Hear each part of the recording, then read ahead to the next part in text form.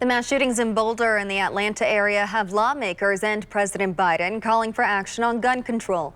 Joe St. George has a look at the gun hearing that took place in the Senate today and whether anything will change as a result. 10 killed in a supermarket shooting Monday in Colorado. Such a discrimination is a shame of human civilization. Last week, the nation was grieving for 8 victims of the spa shootings in Georgia. My heart goes out. Both the first major gun tragedies in the presidency of Joe Biden. But will it spark any change in laws? President Biden called on Congress last month to pass background checks for all gun sales and ban the selling of assault rifles and high-capacity magazines. But Democratic leaders have been calling on Congress to pass gun reform for years, and not much has changed.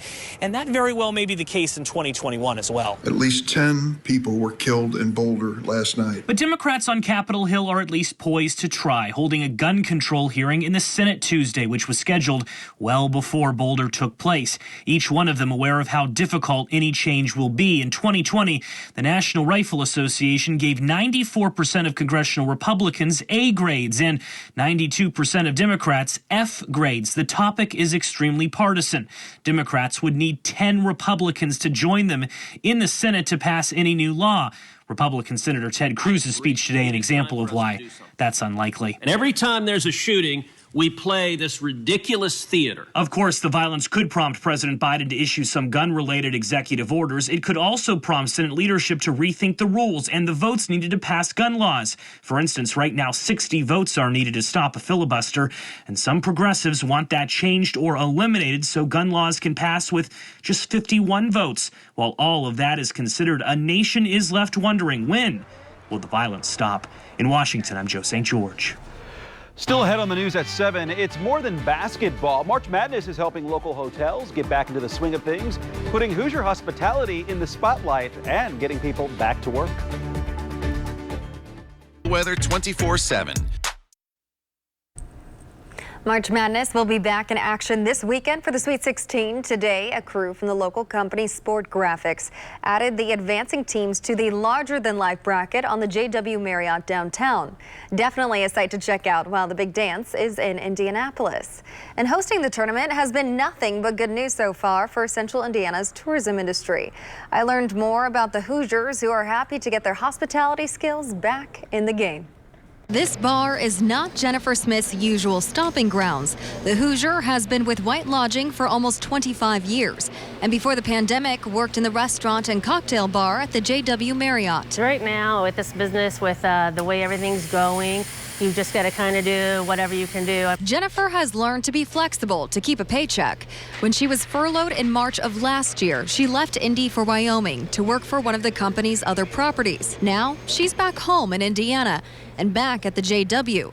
She's using her serving skills to supervise the Starbucks coffee bar in the hotel. I'll go do banquets, you know, if they need me to come downstairs in the restaurant.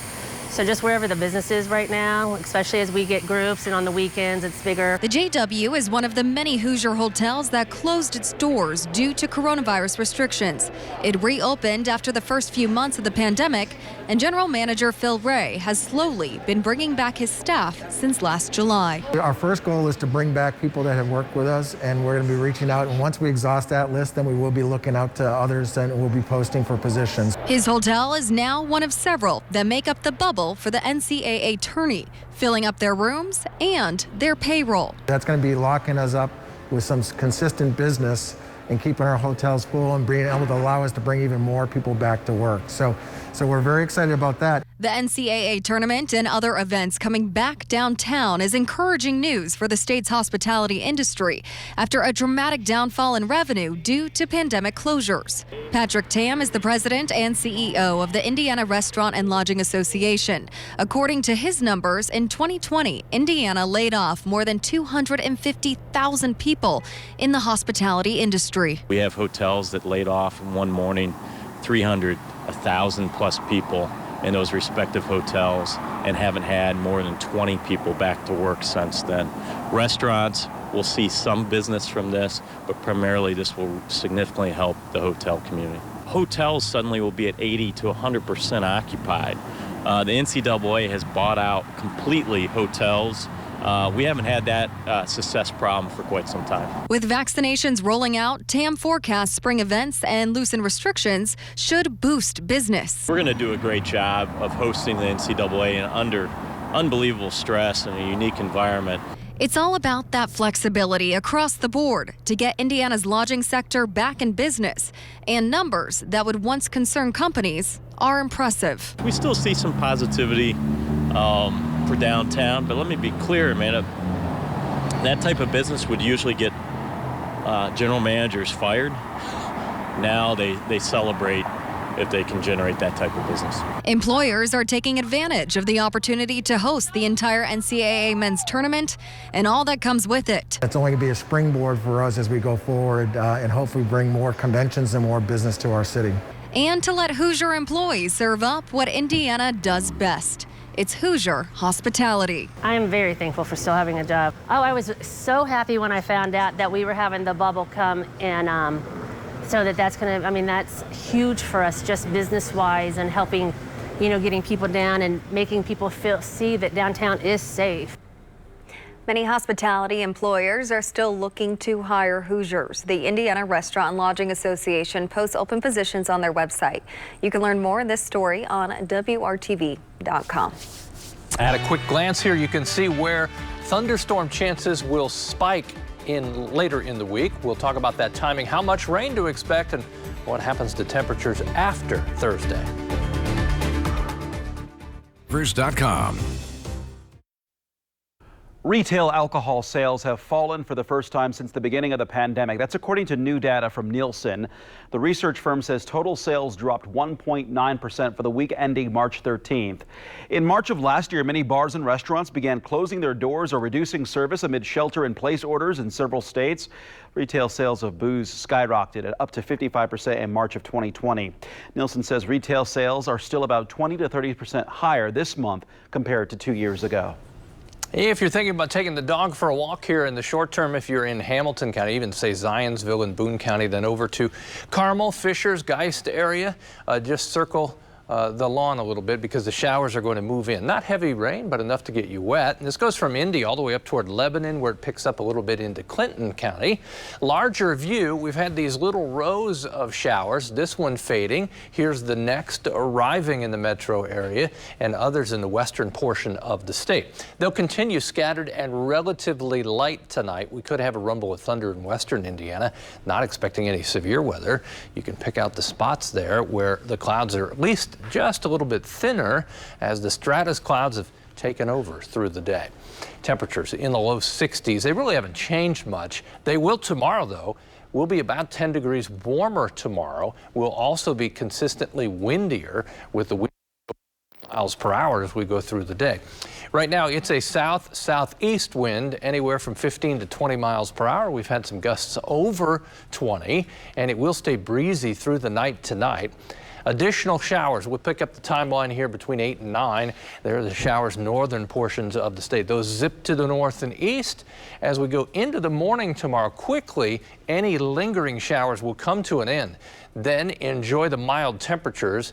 As you can see, the mild temperature in the morning, 55. That's the overnight low. Low temperatures progressively cooler. They never get cold, but we'll be down to 42 by Saturday morning. Afternoon high in the 7-day forecast tomorrow sticks out for its warmth.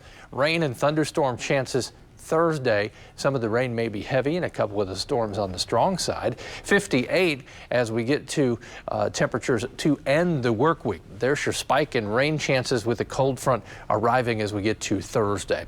Tomorrow, 63 by noon. Again, the showers will end early. 71, the magic number tomorrow afternoon. Strong south wind becomes a southwest wind. That ensures our temperatures stay on the mild side. Even where you don't reach 70, you'll be close to the north. 7-day forecast. The thunderstorms become most likely in the afternoon into Thursday night. A few may be strong from Terre Haute to Indy and Muncie southeast. Dry and cooler Friday. The chance for rain over the weekend, just 30% Saturday, 67 degrees. Then we'll cool it off back into the 50s for highs on Sunday. Mark? Kevin, thank you. Throughout the pandemic, we've been sharing with you stories of people who have survived COVID-19 but are still dealing with the difficult long-term symptoms. Now some of these so-called COVID long haulers are getting vaccinated and experiencing an unexpected benefit. Mandy Geither has more in today's Health Minute. For COVID-19 long haulers plagued with prolonged symptoms like fatigue and brain fog, it's been a long road. But for some, the coronavirus vaccines are helping. I could focus, I could see, my sinuses cleared up. It was wonderful. And also the fatigue lifted. Rebecca Neff says she suffered from continuous COVID-19 symptoms until getting a first dose of the Pfizer coronavirus vaccine. The next day, I woke up and my head was clear. I had not realized how foggy it was even on good days. We were prepared for everything, except for this. Diana Barrett is founder of the nonprofit Survivor Corps organization, a group of about 160,000 people that links COVID survivors with information. Barrett did an informal and unscientific poll of COVID-19 long haulers and their experience with the vaccine. Of the nearly 700 people who responded, she says 39% reported their symptoms improved after the vaccine. Anywhere from, mild symptom improval to complete resolution of symptoms. That we can't say that about anything to date. Barrett says not everyone had the same result.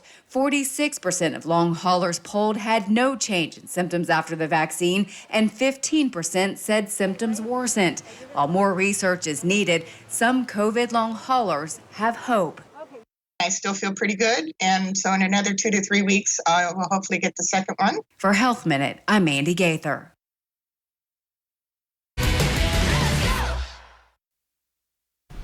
All three of the COVID-19 vaccines approved for use in the U.S. are working on studies to figure out if they are safe and effective for kids and adolescents.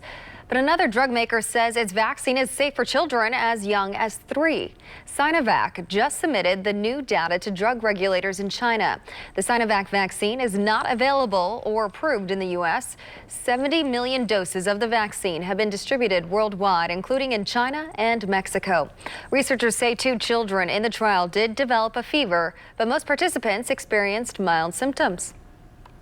Rain chances remain low as we go through the evening, but they're consistent into the morning hours tomorrow. Then we'll turn the corner and all eyes will focus on the thermometer. 71, warmest temperature within the 7-day forecast. Now that's tempered just a bit by those winds that will gust over 30 miles per hour.